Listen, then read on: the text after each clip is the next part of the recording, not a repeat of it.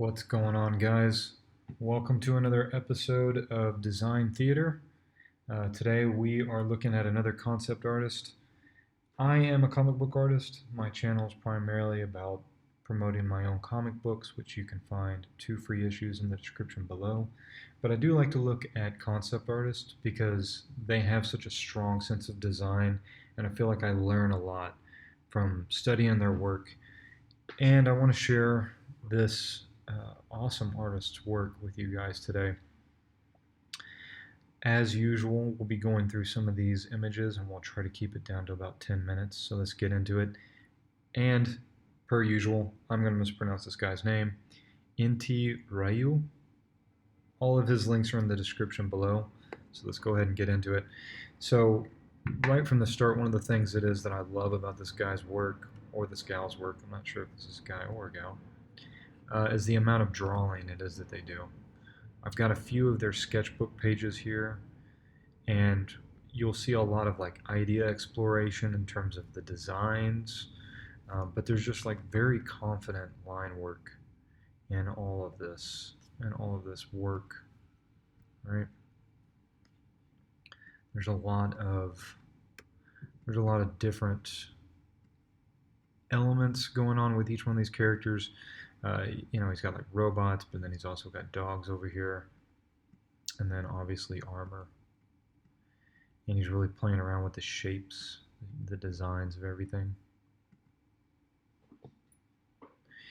So in order to be a good illustrator, period, or in order to be able to draw at this guy's level, it really requires so many different skills.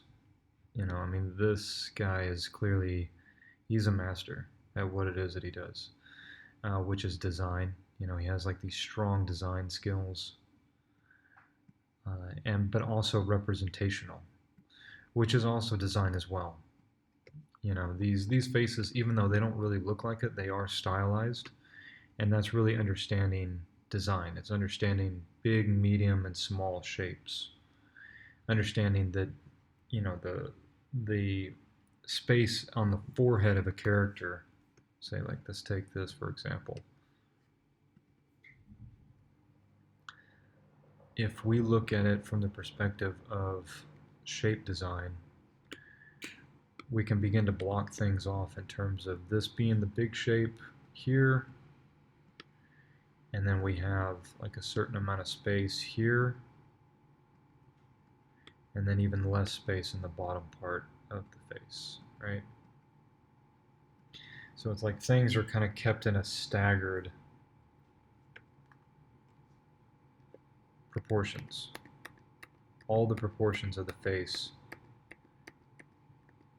can be played with, almost like that's what character artists do, is that they can keep this triangle of the eyes and the nose, they can keep it the same, but then they can change everything else, the proportion of the forehead, the cheeks, and whatnot. And as long as you keep the main features where they're supposed to be, then you can play around with the different elements. Very cool. All right, we're getting into the actual pieces. What I really like about this work is that there's a mix between 3D and 2D. So I think as we go through this, we'll see that this artist is using some 3D to bring these characters into play. In the links in the description below, you can see the breakdowns. But you can see here, as usual with the concept artist, they do a lot of different iterations or ideations, right? You have a character design you're wanting to draw a witch, right?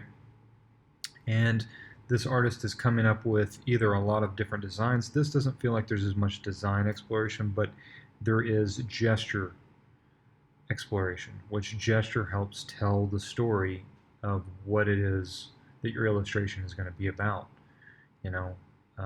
This gesture here at the top would be a completely different illustration than this one, right? And then ultimately the one it is that they landed on, which was this piece here, the gesture is so completely different than the ones shown on this ideation page, right? So it's more about finding that right gesture that tells the story, tells the mood, and the intention of the character itself. That's another element of exploring these concept designs. What's really cool is like this artist has done a bunch of like 3D sculptures, and this is of Griffith and Zode from Berserk. And so yeah, they mixed 3D sculpting and ZBrush. They sculpted this in ZBrush, and then you can see that they added like a depth of field to this, so it feels very real. And I mean, you go in and you look at it, and it's just the design is just insane. And if you wanted to learn how to draw better, maybe learning how to sculpt a little bit helps. Here's a better version of it, because you would start to see how forms change in 3D space and how light affects those forms, right? But I love this. I just think this is so great.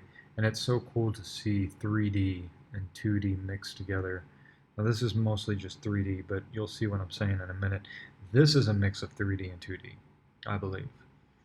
I believe this was completely sculpted in 3D, but then was taken into Photoshop and painted over. Yeah, this artist got some painting skills too. Not only are they amazing with the sculpting and the composition, but they have this painting skills. And I love looking at stuff like this because it's just so inspiring to me. You know, I'll make these videos, and I'm doing them primarily to learn, but also to teach what it is that I see in their work, and to promote my own work. But every time I look at these, I always come back like, yeah, I got to get back to drawing. I got to get back to doing stuff.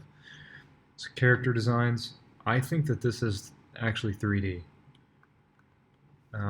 You can look at the art station for this artist in the description, and you can see that they sculpted this in 3D, and then they went and they painted it. It's very cool.